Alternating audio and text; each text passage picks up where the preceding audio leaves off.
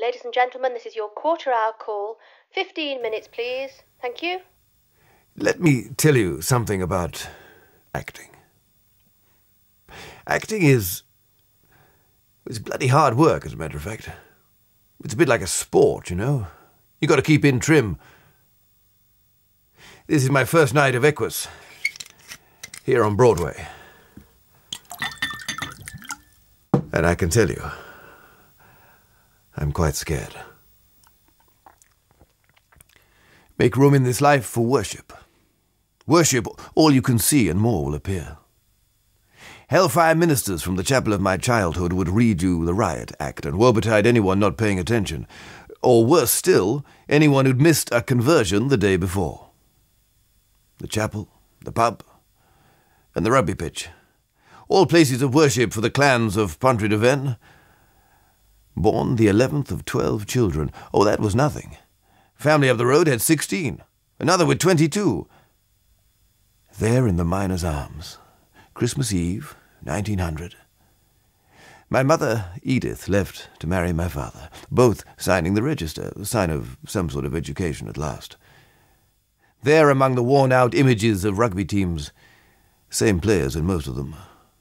Only an initial to distinguish between Jones and Jones, Davis and Davis, and, of course, Jenkins from Jenkins.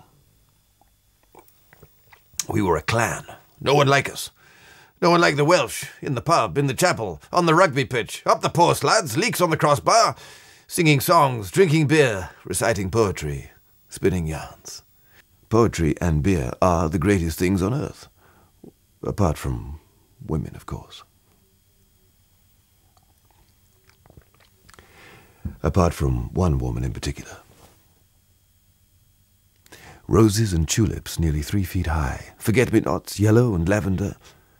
A walled garden with a heath and a pond and a path leading down to a private wood, and from this magical place, Elizabeth Taylor rose to the dizzy heights. While fairy tales took her to a land of make-believe, my magic came from the woes and the wonders of the cold-douse streets, the railway lines, the viaducts.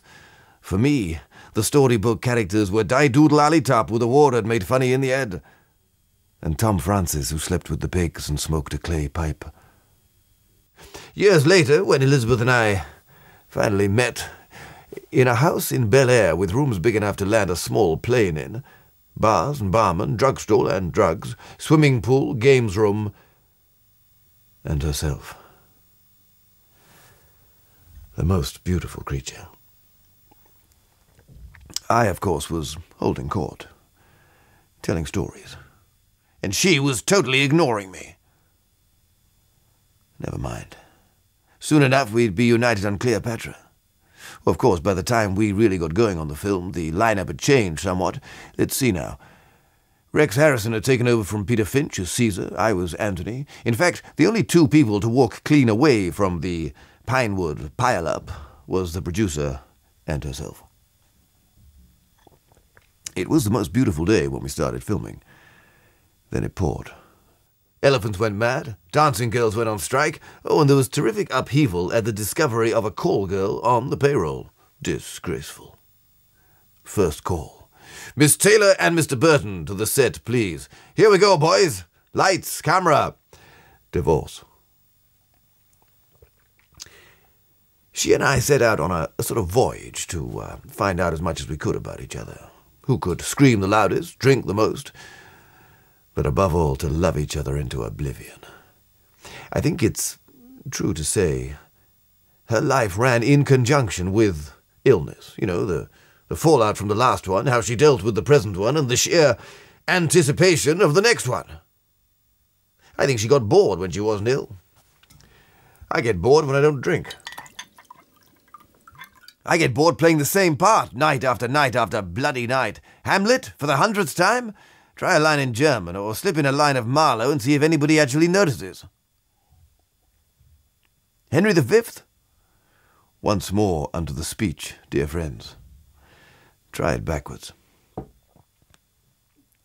George Saint in England, Harry for God cry. Charge this upon, and spirit your follow. Afoot games the. Start thee upon straining, slips thee in greyhounds like stand you see I. Eyes you're in lustre, noble naught hath that. Base and mean, so you of none is therefore, not doubt I which, breeding your worth, are you that? Swear us let. Pasture you're of metal there, here a show. England in maid were limbs whose yeoman good you and water how them and teach blood grosser of men now to copy be. You beget did fathers called you whom those that attest now. Mothers, you're not dishonour. Argument of lack for swords they're sheathed, fought even till morn from parts these in have Alexander's many, so like that fathers. Proof war of fathers from Fet, whose blood is English noblest. You on, height full his too, spirit every the upbend, breathe the hard hold, wide nostrils the stretch, teeth the set. Now. Ocean wasteful and wild the whiz swirled. Base confounded is jutty and o'erhang rock. Gorled doth as fearfully as it o'erwhelmed brow the let, cannon brass the like. Head the of portage the through priate let. Aspic terrible eye the lend, then rage favoured hard with nature fair disguise. Blood the upsummon, sinews the stiffen, tiger of the action the imitate then. Ears in our blows, war of blast the when. But humility and stillness, modest as manner become, so nothing there's peace in. Dead English are without walls the close o'er. More once, friends dear, breach the unto more once. A lot of people ask me how I do that. Actually, a lot of people ask why. No one understands boredom quite like me, except Marlon Brando. He gets bored too. Ladies and gentlemen, this is your 5-minute call. 5 minutes, please. This is the place to be, here on Broadway. This is the most exciting, the most frenetic, and if you hit that jackpot here, boyo, you're really winning.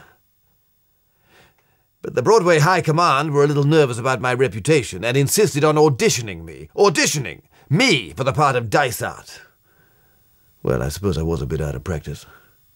I want to set new records here. Odds are stacked against me, though. I'm following in the illustrious footsteps of a certain Mr. Hopkins and a Mr. Perkins. Well, here's a Mr. Jenkins, and he's going to wipe the bloody floor with them. This is it, boyo. No second takes here. Some recent and furious rows with Elizabeth have not helped. Still, before she left, she wrote on my mirror. That'll stay put. Jump in, Rich. Oh, God knows you'll never swim again.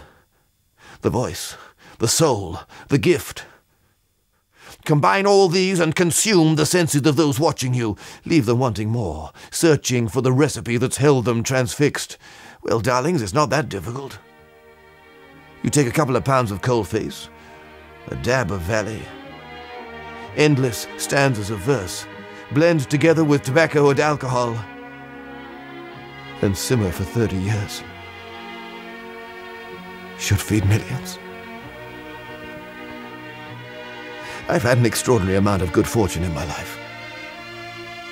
But the greatest has been Elizabeth. She's an endless fountain of humanity.